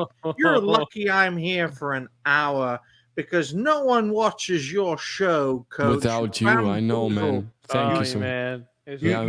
I'm so terrible. I'm a terrible person. How can I not be grateful for such an addition, right? The Cardboard King edition, let's be honest. Folks, I'm going to tell you, if you want to check out something that makes more sense than Coach's conspiracy theories. It's not a conspiracy theory. Check out Doctor Who, the Whoniverse, 75% off, only £7. This was Pre-Timeless Child, Let us know, Pre Chad. Disney who? What is the worst book that he recommended today? What Yes, do you please feel? leave it in the Oh, comments Leave it in the too, comments. if you watch Is- replay. And if you want, guys, he will read books to you so you can fall asleep. That's the best sleep you will ever have. After a Fuck couple you, of Coach. seconds. You drive everyone to bloody sleep with your monologues. Yeah, Atreus just gets up and leaves because I know. He eats or just leaves or falls asleep. It's not fair, right? I'm trying to shed some culture, some intellectualism into this crowd, into this wild You bunch. might have better These- luck with fucking elephants. Then, Right. then you go on a tangent, a historical tangent on SNH, and Hypno's thinking to himself, I gotta shut this fucker up. I just so shut we him can get up, on with please. the show." Please, somebody interrupt him, please. No, But but it's always great to be on this show, folks. But Thank you. unfortunately, it is getting late for me sure, man. because I've Oh, been yes. very busy Yes. today. If I had a lighter schedule, I'd make the full Also, lighter full skin. show. But these two, I love my light skin. It's part of my white power aesthetic. But these two actually know what they're talking about. But since the comic relief is leaving, no one will stay to watch. No one. Thank Right. you It's all. unfortunate. Thank you such a all fucker. very much for watching. You Oh, know After where you 90 can- minutes already, this is really nothing. Oh, No, thank you. man. Thank you so much. Thank you, Where sir. can Yeah. we find you? Please. You can check me out at Ryan Roger Athe. I'm the host and founder of Reality Based. I'll be making plenty more videos and maybe another show before May comes to an end. Stick around though, folks, because these two actually know what they're talking about. They just have me on so I can make you all laugh. And I do find it a bit entertaining as well. So, yeah. Until next time, ladies and gentlemen, and no other genders, binaries, tranny demons, full-blown AIDS demons, they, them pronoun demons. Making that noise is offensive to black people, folks. They, them pronoun demons, slanderous slags, Random two-chain comments. shows, and all folks with an IQ of under 85. That includes you, Atreus. Bye for now, guys. Bye. Oh, my Thank you, good man. sir. Bye bye. You take care now. Oh, Oh man. my God, that was Oh, that hilarious. was great. Oh, man. That was great. What can, All what- right. what- Now- right. now- No, after he's Now gone, let's the drive heckler's gone. away the ignorant and see who Right. has let's see who are the true 100 plus IQ people here. Okay, let's do Eh, this. Exactly. Let's do the 130 plus people here. So the Shuar, like you said, are very spiritual indigenous people. They are very aware of their surroundings, of what consciousness is. It's a really like they are indigenous people. They are wilder. They just they have a very rudimentary form of of their belief system. The Shuar, respectively, were super sophisticated, very, very complex, very profound, very old mythology. And like you said, the oral tradition was very much was taking a lot of time and consideration to kind of bring forth the stories of the past. And so they were not just these wild hunters like sometimes we describe or see in Hollywood movies these indigenous people behave. They were truly, you could say, they were the aborigines of the South American continent, or they I are. can They believe still that. exist. Yeah. Yeah, I can believe that actually. Yeah. Mhm. No, I think it's very interesting you say that because it seems everywhere you go in the world, there's always like this indigenous tribe that either still exists or did exist that later mixed, and Mhm. they always talk about the fact that they got this knowledge from underground or from the sky, and mostly just spiritual knowledge, and some of them like the Shuar were tasked with guarding stuff. Right. But I always find it very fascinating when you yeah. see the commonalities because they're in every corner of the world. They are, right? They're showing up all the time. Even the names. I mean, it's crazy. Ninki or Nunki, that's like Sumerian Enki, or Ninku or Nunurta. We have basically the same words. Ayumpum, Nasi, Yempe. Very interesting. These words to describe the water, the sun, the wind goddesses. Tsunki, Etza, Era. again, similar sounding words that we find also in Assyrian. I'm not making a fact that the Shuar was speaking now Sumerian or Proto-Babylonian, but again, there's similarities though. There familiarity in the sense that there are some repeated patterns. You do have a point there. One of the things I always thought was fascinating, just to give some context, is if you look at the symbology in the Mesoamerican pyramids, you can, in the even South American pyramids, the symbology is very similar to that of ancient Egypt. It's like a hieroglyphic style system, just used in a different format, but oddly similar. Even the customs are very similar, with again slight deviations because of the environment that they're in. But the whole point of that is just to get you to understand that even if a certain tribe or Native American kingdom has some or many similarities, it doesn't matter. It's always the common correlation that somehow they're connected to other tribes of the same category. So in this case, they would be best compared to, as you said, Aboriginals more than, say, Mayans compared to ancient Egyptians. Yes. So that would be, because it seems like there was these types of tribes running around where some of them evolved to be more advanced than the others, but I would say the spiritual teachings remain the same. That's it's very interesting that we have still tribes that were practicing, cultivating their spiritual teachings and kind of living more in a simplified, like, rural environment. And then we had a couple of miles north, we had Aztecs, we had Palenque in Guatemala, we had all these huge stone buildings, canal systems, right? So we had civilization and culture living next to each other completely differently in their interpretation of life and spirituality.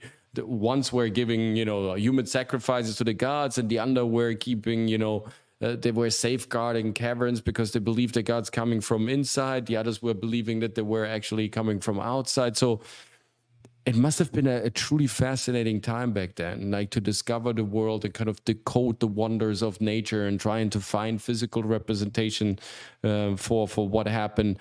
And definitely there are many metaphors and many mythologies that are just based on observation, on natural observation. But I got a better comparison, actually. Sure.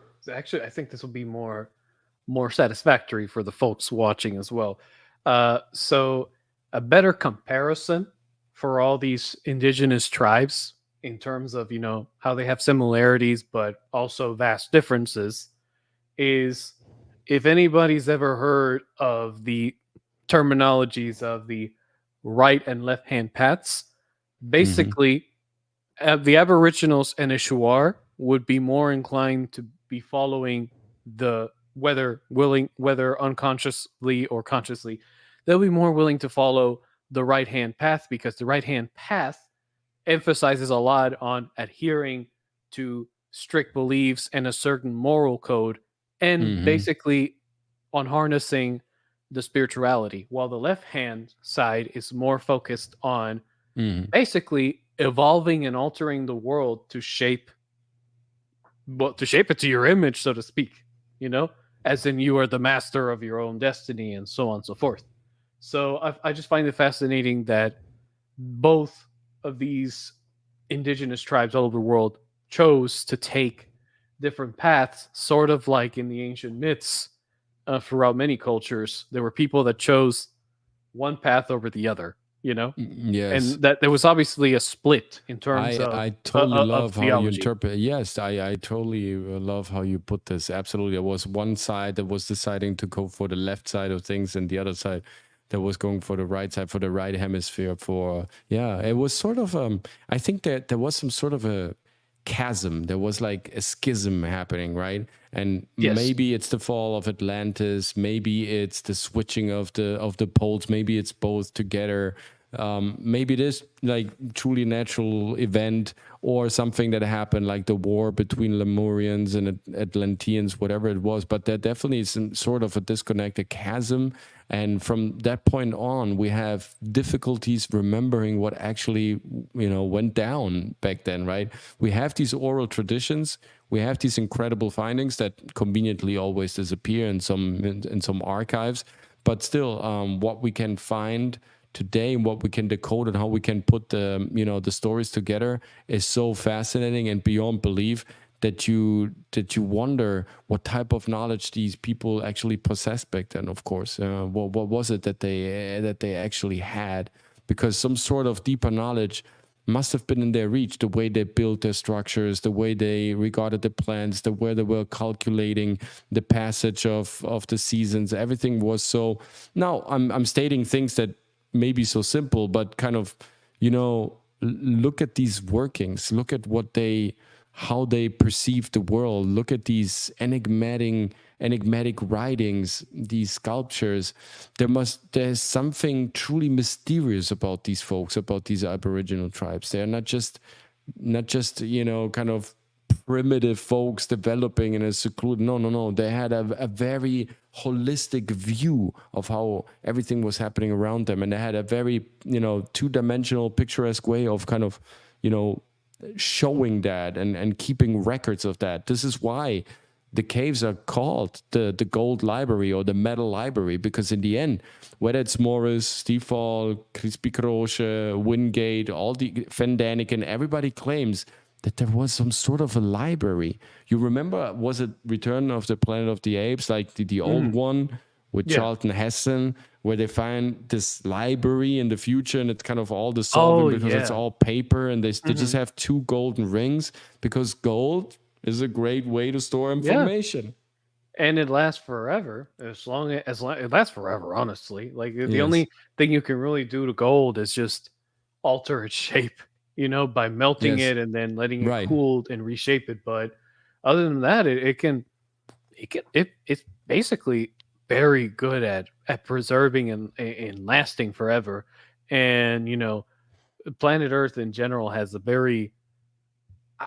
I would say has a pretty low supply of compared to other planets based off scientific discoveries. I'm not saying like suppositions. There's been surveys that show like there are asteroid belts and planets that have way more gold than Earth, but it seems there's something special about our Earth, our gold composition, and I'm not quite sure because we're digging for gold for almost over 250,000 years on this planet, and there still seems to be enough gold. So, well, compared to the rest of the available things, at this point, I am comparing I'm comparing like vastness to infinity. That's I see what you mean. Yes, absolutely. So, but maybe this planet is some sort of a special planet. Maybe it is a factory that produces gold, crystals, diamonds, oil, right? With its torque mechanism, with its torsion electromagnetic field that it possesses. I don't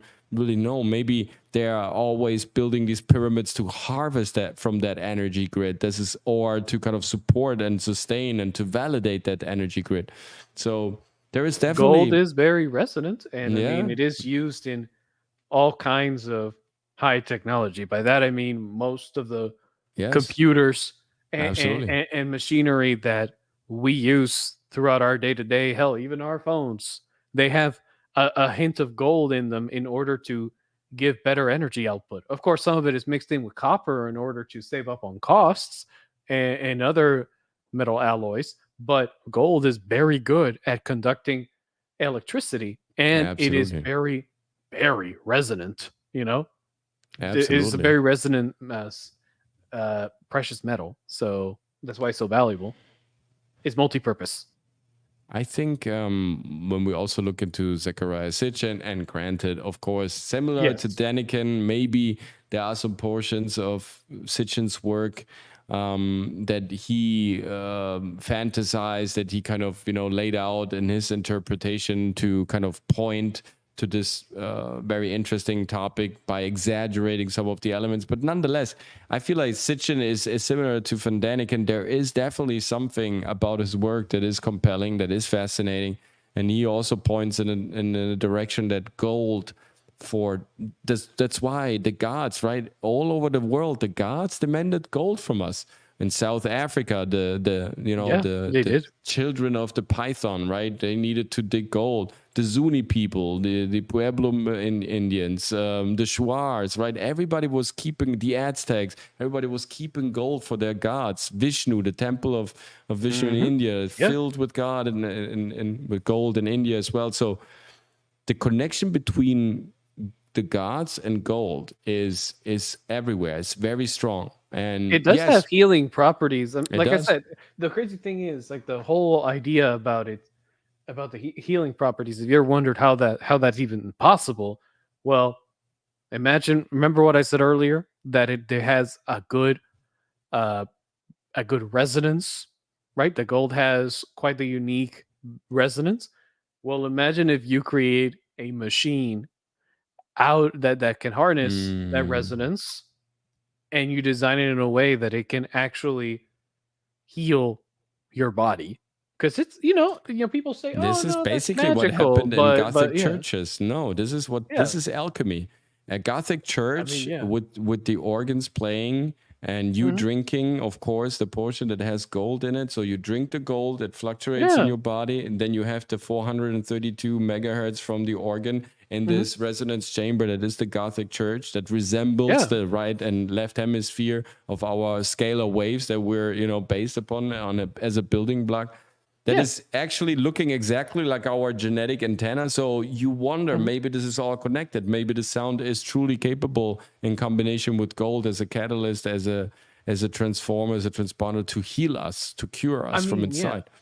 I think that was the whole point. Or I mean, in those cases though, that was done mostly for religious rituals. It could have been that at a certain point, there may have been devices that were designed in order to sort of harness that energy, because believe it or not, there's a growing I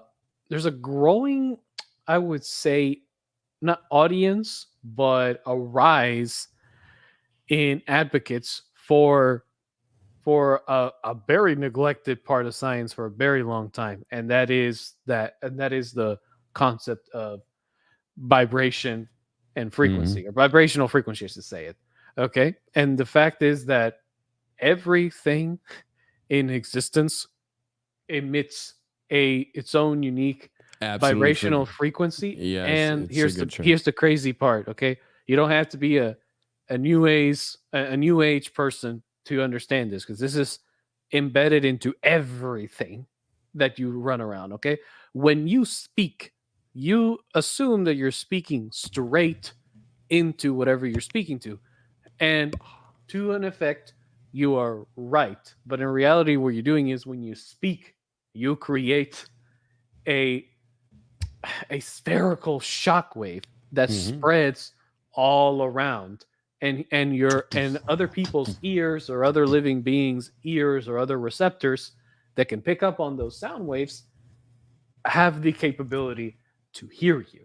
Okay. Now, of course, depending on the direction it's coming from and the intensity, of course, certain directions will be more intense than others. Also, to feel you. Exactly. Not only to, Yeah. I mean, and also understand our fingertips have similar receptors or similar intricate receptors to those in our brains.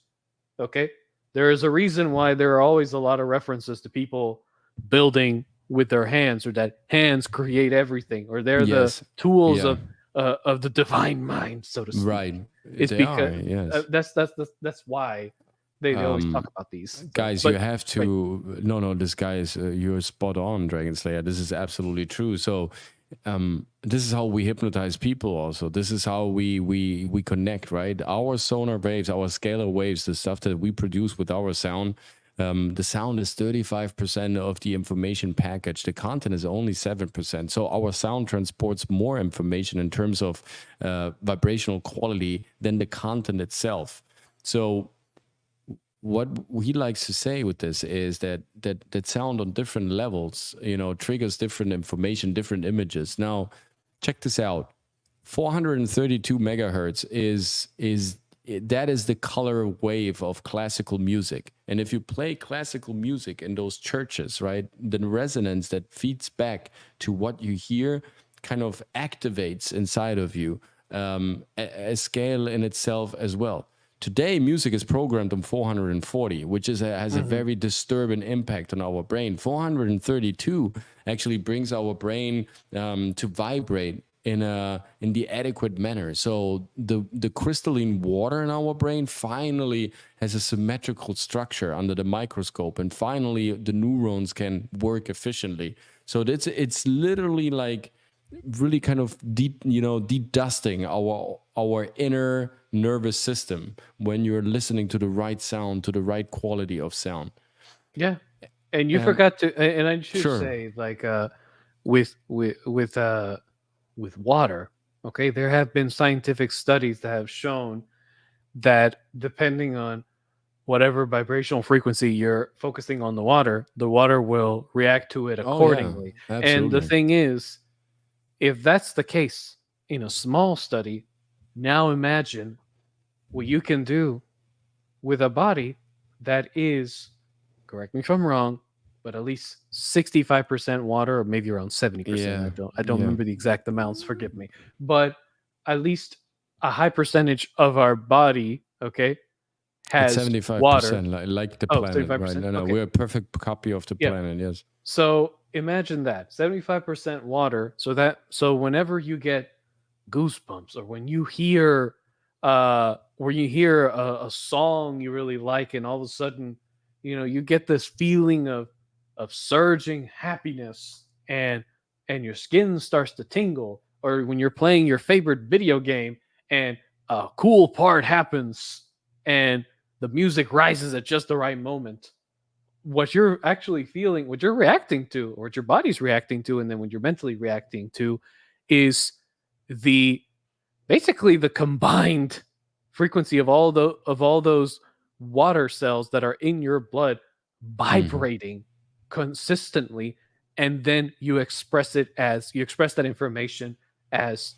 emotion, and hence why you feel happy, awesome, flabbergasted, whatever you want to go at it, right, when you see certain things, or certain things happen to you. It's in science. It's scientifically proven to be accurate. It's not fantastical shit that in the past people would have dismissed it as, a bunch of mumbo jumbo. Okay, there is actual just studies that talk about this and confirm that this is a reality. Okay, even NASA does the same thing. There's literal audio clips of the popular planets in our solar system, that each one of them emits a unique musical sound based off their individual frequenries. It is proven. They are on the internet. You have to read The Organ by Wilhelm Reich. Maybe I'll just write it down here. Okay. Das Organ in German. It's of course in German. Okay. No, but we have it, I think, in English. The German always. Oh, I will create the perfect human. But no, because you know what? In the 19th century, when they thought about changing the academia language into German, it was because of what you just described. Because back then, the universities, they came to to understand that the Germans were so far ahead in the scientific research because just of how the language works. You have to be exact. You have to be. When you formulate a German word to describe something, that is the exact way of describing that thing. And so it's fascinating that the language forces you to think analytically in such a way that almost you are born a scientist when you speak like fluently German. It already stimulates that part of the brain where you have to think at the essence, at the core of things. That's why these great inventions came out of Germany in the 19th century. So it's in such a dense way, or of German speaking countries. I think it has a lot to do with what you just said, how how sound vibrates, how it kind of transports information, and how it lets it also surface into our neocortex, right? It comes from the subconscious, it goes through our limbic system, and then all of a sudden it appears in the neocortex, and then it becomes tangible, analytical information that we can use, right? So this is a great book that illustrates on what you were just talking. I can only recommend you to read it. Wilhelm Reich was heavily studied also by occult scientists, but also by orthodox research communities. An incredible author, right? And yes, and I think with this, I mean this incredible roller coaster of historical exploration for the last 120 years in Ecuador has come to a final conclusion. What do we think? Do we believe that they found something down there? I mean, it looks like these people, all their descriptions, by the way, if it's Wingate or Jaramillo, if it's Moritz, everybody's describing the same thing, right? All these out of place statues that somehow kind of look very Assyrian, Sumerian, Egyptian, these gigantic golden books, these huge giants that had bones out of gold covered with crystals. I mean, they're all pretty much described separately from each other, also from different time periods, what these caves contain in a very similar way. That's absolutely weird and fascinating. Yeah. No, I mean, yeah, sure, of course you can. Yeah. Oh, well, go ahead. It's just it's just us here, so don't worry. This is the circle of trust. It always is, sir. But while John is typing, no, I believe they did find something down there. I truly do believe they did find something. But of course, whatever they did find, it's pretty clear that it was very limited, because it seems that they were only allowed to see a certain amount, because they wanted to put the word out there that, this sort of knowledge was out there. So, there are people that have the ability. There's some people that have the ability to recall very specific situations that are memories, like, vividly, and I mean to the point where they can remember dates and times. It's not anything. It's not anything unusual. There's some people that are just more attuned to specific things. Some people are more attuned to the musical side of things. Others, like me, are more attuned to the I would say the historical side of things, and just memorization in general. So it depends, and total recall of all senses. That's interesting. I will say that. Truly fascinating. Yeah. I That's mean, pretty good. yeah. Can you, when we do, while we're wrapping up, maybe if you want, with a couple of sentences, elaborate how that kind of manifests? It sounds very interesting and fascinating for sure. Yeah, but to what you were to your point, I believe so too. I once knew a person, and it was truly fascinating working with her. She was an artist, and she never had seen any works by Leonardo da Vinci, any classical masters. Even though she was a painter, she wanted to develop her style, and she was not looking into the classical stuff. She was first eager to kind of, see where she could, like, without being too influenced, I guess, from outside, right? So she went down that path, and once we were in Rome at the, Cenacolo, at the Last Supper from Leonardo da Vinci, it kind of happened. And she went in there and she saw the Last Supper for the first time in her life.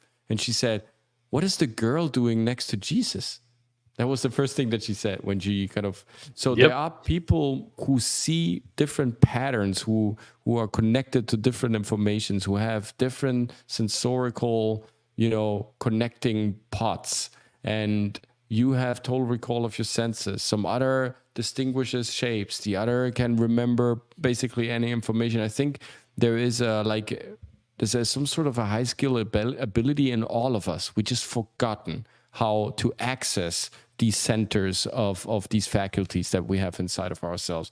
And so sometimes it's a friend reminding us, sometimes it's a drug experience, sometimes it's another body experience, something, a cataclysm that kind of shocks us, or something that we discover that all of a sudden kind of opens up a channel to our other pockets of abilities that we have. And this is where we have those experiences that are truly amazing under a normal level. But if you actually look at it, then yeah, we should all be. We're talking about these ancient societies, right? About these incredible cultures with their incredible features and the stuff that they built. They somehow got connected to some sort of faculty that goes beyond our imagination. And I think it has been suppressed or closed, like the latch has been artificially sealed, right, by the programming, and we're about to kind of open up these hatches one after the other. This is why programs like this, I feel, also are so precious. And even if we're, just in the state of a couple of people giving them some good information, that is part of the field now, and that will just grow and grow, and therefore, yeah, it's great to have such a testimony, No, that's pretty cool, John. Because I mean, look, if you want to hear something interesting, I didn't know this, but for the longest time, it seems that on both sides of my family, both of them came from the mother country, or Spain, in my case, where most Cubans come from, or at least their ancestors. Both sides of my family, most of the women, usually the grandmothers and great grandmothers, great aunts, they seem to have had this ability that was very similar to clairvoyance. Basically, they could tell you, they could look at you, they're talking to you normally, and then all of a sudden they just suddenly see something, and then they just flat out tell you, oh, you're gonna be fine. Like, they usually say very vague words that at first you're kind of weirded out by it, but you understand what they're saying. It's like they can see right through you. And I noticed that I may have inherited that, because there have been cases where I just see glimpses of things that I don't understand what the fuck they are. And then years or months pass by, and then all of a sudden I'm in the literal event that I saw long ago. And that's when I usually remember it when I am doing the actual thing. I don't understand how it happens. It is very random. And honestly, I kind of just follow it, sort of like a gut instinct. And it seems to be working pretty well as a result. But, that's because I decided to just accept it as the fact that, like, it's a thing I have. I'm not going to try to, like, harness it for my own self-benefit. I'm just going to let it do what it does, trust it, and go on. That's beautiful. And continue living my life as best as I can. That's what I do. And, it's been very interesting. A good example would be that 6 months before moving out to North Carolina, I remember just one day working, and then I'm just staring into the wall of my cubicle and in Miami, and then all of a sudden I see this image in my eye of me looking into my room from our apartment kitchen at the time, and all I see is a bunch of big boxes on the left-hand side of my computer table. And then 6 months later, as we're preparing to move, I think it's like a week before we move out, I look in exactly that same direction, that exact same angle, and what do you know? The boxes I saw were actually the 6 big Home Depot boxes that had a lot of my stuff. And they were in the exact same spot I saw them at, from that exact same angle. And at that point, I'm like, okay, fine, fuck it. I might as well take my chances. And you know what? Because I followed that gut instinct, I got to a better place in life, and I was able to finally start the YouTube channel and do other things in life that are helping me. And that's why I was able to meet all these guys, just because I followed that single guideline, or that single pointer, so to speak. I don't know why I get them. They appear random, but I know they're important. So I just absolutely. simply, I simply follow it unconsciously, and it seems to work. Absolutely. They say the heart is both good and dangerous, but that's why the mind exists, to temper it. So, like any good vehicle, you need a good driver. If you got a reckless driver, of course you're going to crash all the time. So, but that's me. Okay, I'm not going to go into too much. Is like Ah, please, sound, man. yeah, Beautiful. but I find it very fascinating. What you say, Joe? Sorry, John. Not Joe. John. Oh my God, no, but it's pretty cool that you have that. He's I totally think everyone. jealous, John. He's totally jealous Oh, of you. I can tell I, it by his voice. Yeah, a tiny bit, yeah. yes, Yeah. a tiny bit, tiny. But no, yeah, that's I want to This kill is- this guy. No, just a tiny bit. Just a tiny. yeah. Yeah, this is three sages in a time machine. Yeah. We get to the topic, and now we went on a tangent. I'm sorry if you can Slightly. hear some background. Somebody's running their damn lawnmower. We seriously thought about calling the show the Tangent Kings anyway. So Yeah, I feel like it's part of our historical heritage, yeah, no, at this point it is. right? It's part of us, of our conversation, of our rhythm, of our discussions. And I thank you so much. Also, John, this is great stuff. I mean, definitely there's another episode just to explore your abilities, my man. Definitely, you should write about this. You should somehow kind of, I don't know how to put it down or even if it's necessary, but it's definitely like a crazy interesting ability. So thank you so much to the chat. Thank you also to Ryan being present, Bulu Wulu, to Pat, to John, to everybody else.